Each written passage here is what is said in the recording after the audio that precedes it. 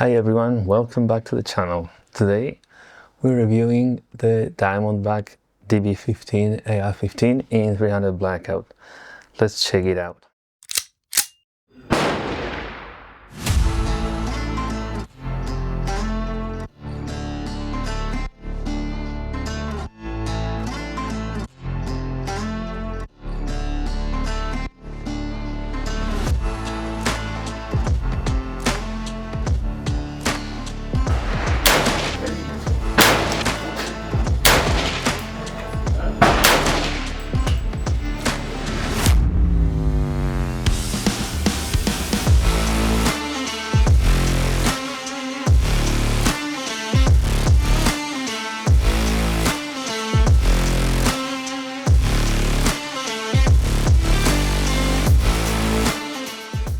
So here it is. This is a Diamondback DB15. It's their take on the AR-15 platform.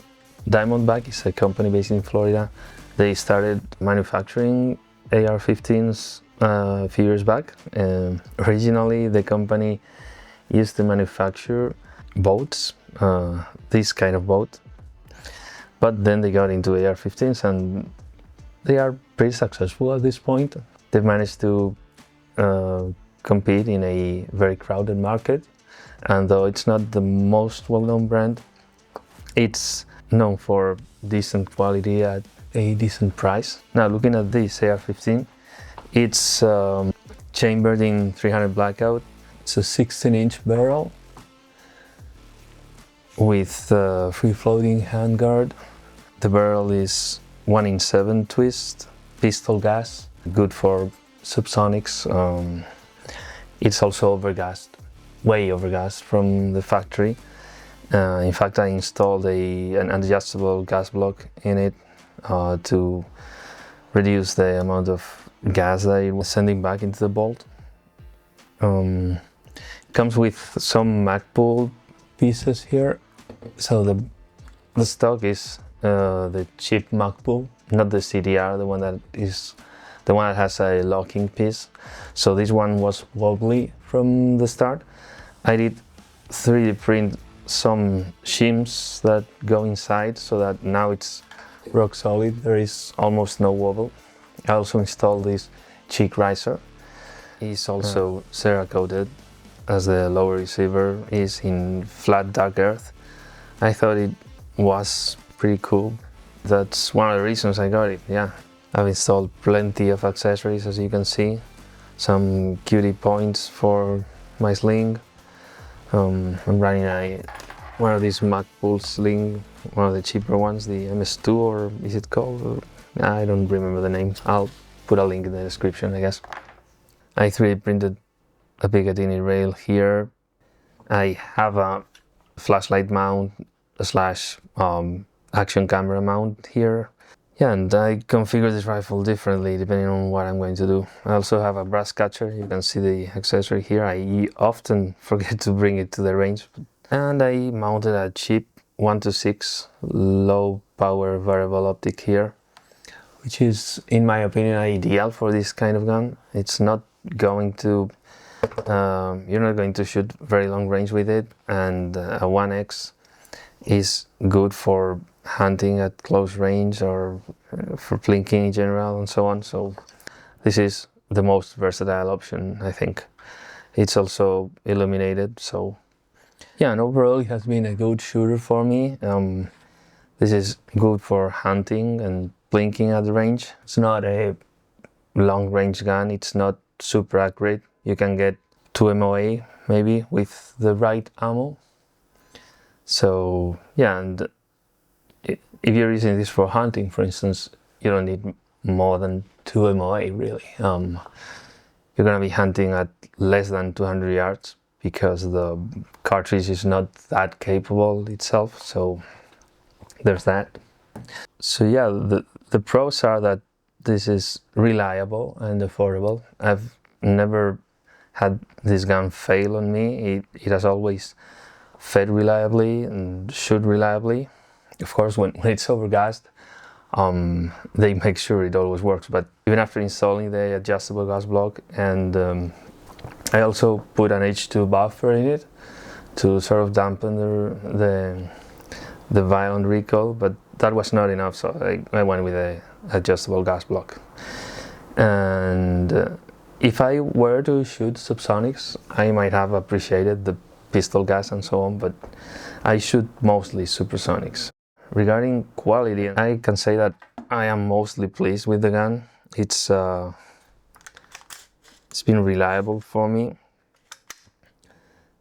The handguard here has M-lock slots. Let's see if we can get this to focus. It has M-lock slots and some Picatinny rail here and also back here. The bottom is also M-lock slots. I have an accessory here for the bipod, another for the Arca tripod mount. It's marked 300 blackout, so let's have a look at the bolt. Let's open this up and have a look.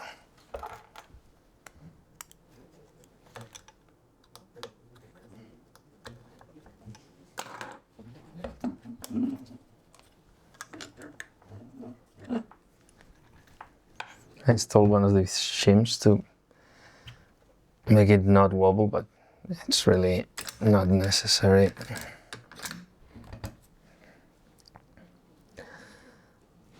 You see the bolt here has never caused me any issues. The gasket is solid, it is properly staked, you can see there. And this gun runs dirty, I can tell you that. It will run even if it's quite dirty. One thing that they did here is they machined some of the lugs so that they would fit properly 100%. So I guess the barrel might be slightly clogged, the barrel extension, so they adjusted it in a kind of shoddy way, but it does work. It's not such a big deal.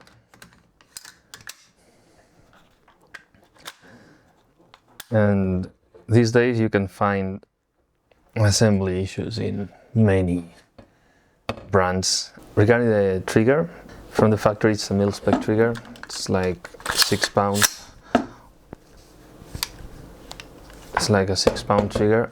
But I replaced the springs with lighter ones, which can potentially make it less reliable, but in this case it hasn't been so.